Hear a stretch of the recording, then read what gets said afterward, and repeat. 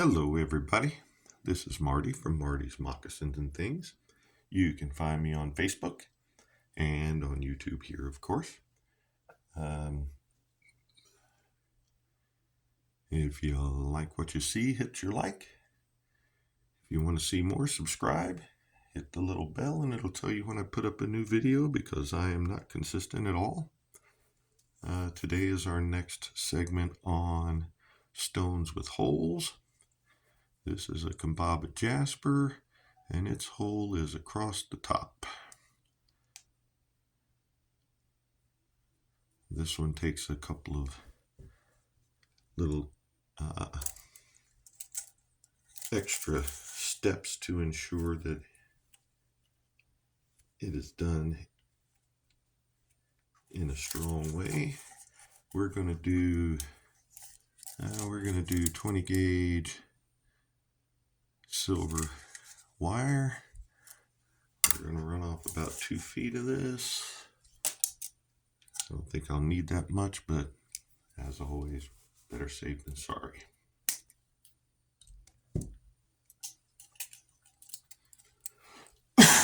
Excuse me. So this pretty little stone is an interesting one, kind of a galaxy looking one on this side, and on this side is practically the flip side of the stone. Almost. They're basically the same on the front and back. This is Kambaba jasper, if I didn't say that before. I think we're going to make that our front. So the first thing we're going to do, of course, is make our bail. Find the center of our wire, put the two ends together, and you got pretty close to the center. Give it a little tug so you've got the curve there. And then get your, whatever you're using to make your bail. I have these pliers. You can use a marker, a pen. You can use your fingers. You can use a wooden dowel, whatever you've got to make your circle. It's fighting me.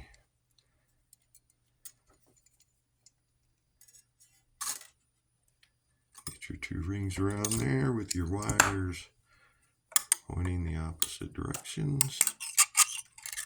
And we'll put them together and we'll give them a couple of twists.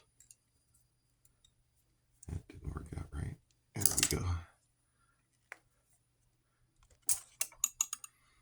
Now, we got our bail here. We need to see how far down the stone our hole is and make sure that our wire twisting, which I mangled back here, but since it's on the back, it doesn't really matter. Make sure that your hole where your wire is going to go through gives you enough room to finish out your bail when you're done. Now with these, you have several choices because you can put your bail right on top, run wire this particular stone.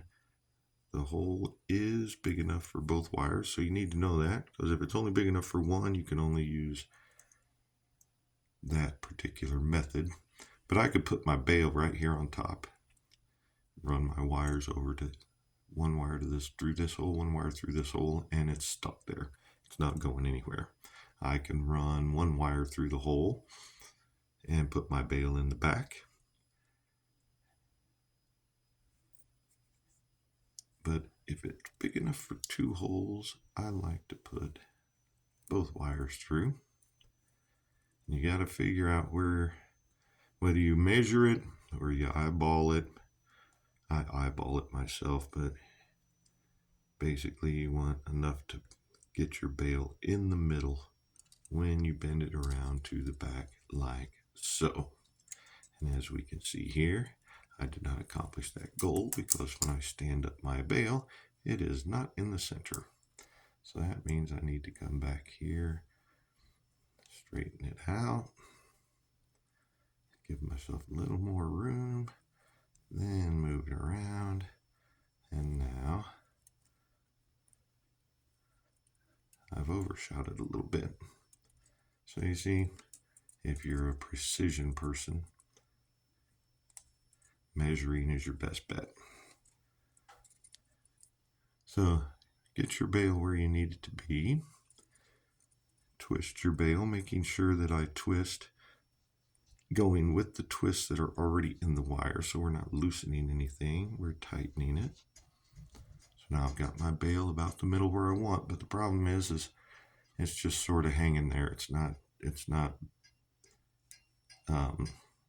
held down by anything. It's just floating. That's the word I was looking for. It's just floating there. And that's going to be a problem later, because when you come to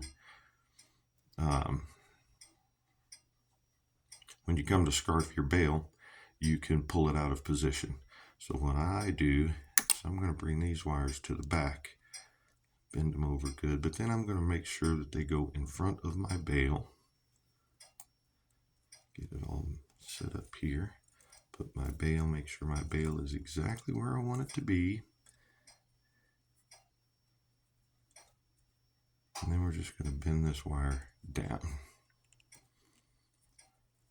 So all of this is happening on the back of the stone, so it doesn't really affect anything except for the fact that now that bail is not going anywhere. Now, I don't know what I want to do with this stone because it is so interesting. It's like looking in the galaxy. I don't really want to cover any of that up. And I definitely don't want to disturb the pattern, so if I'm going to do anything, I'm going to do it from over here and run it right up this alley. Let's do that.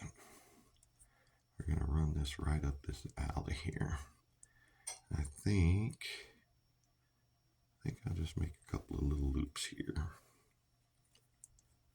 Keep them inside the alley. Just something to sort of enhance the circles and swirls that are already in the stone. But you do whatever design you want to do.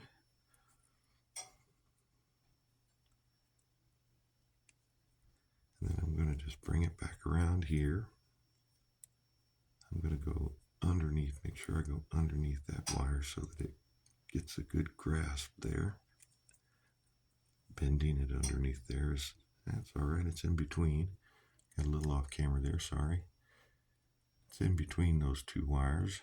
So I just want it to go under. There we go. And then we just do our regular scarfing like you've been shown on all of my other videos.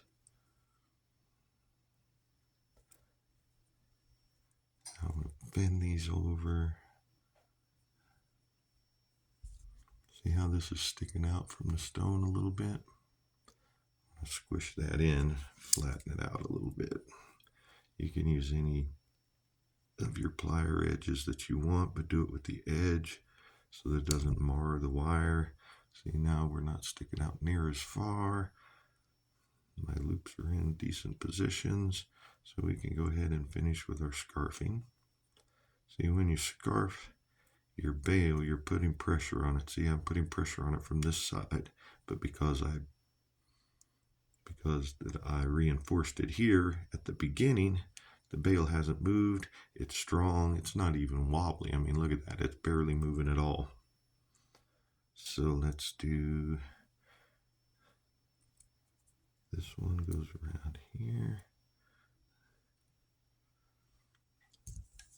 Trim it off. Not enough. Trim it up a little more.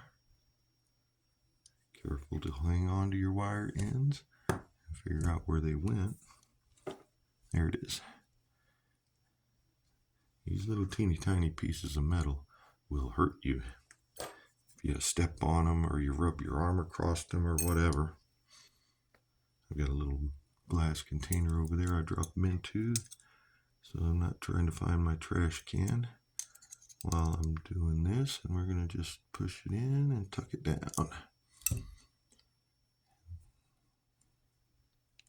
You know what? That one's in a pretty good spot. There's enough of a bowl there. We're just going to cut him off where he's at.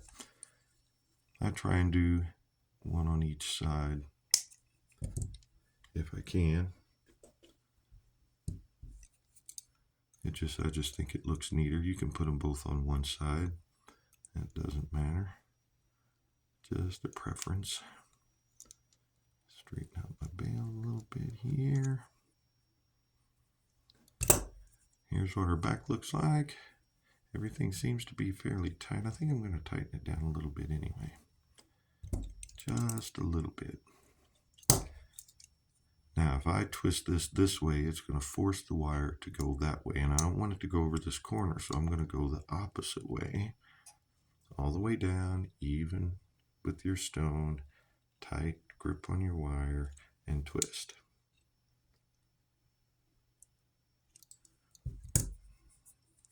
Didn't scar the stone, didn't mangle the wire, but look at it now, it's a lot tighter. Oh, it even made a cute little curve there. So there we have it. My bail is a little pushed back. That's all right. Pull it up a little bit. Now if you take your pliers to the back of your bail and stick it in there, you can flatten the back of your bail a bit. And then you've got a D-shaped, backwards D, but it's a D-shaped bail instead. And by doing that, that hard kind of mangled up my scarfing a little bit. Sort of straighten it out. Now I don't like the bail being bent, so it makes that look bad back there. So I just, see, you can unbend it almost as easily as you bent it. And there we go.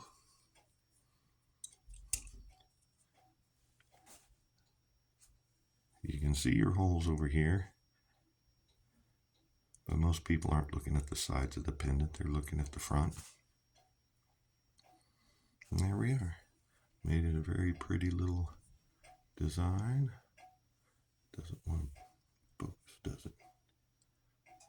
Very pretty design on a very pretty stone. It lights up the colors a lot better, doesn't it? And there we have it. You have a wonderful day. Come back for more. Bye.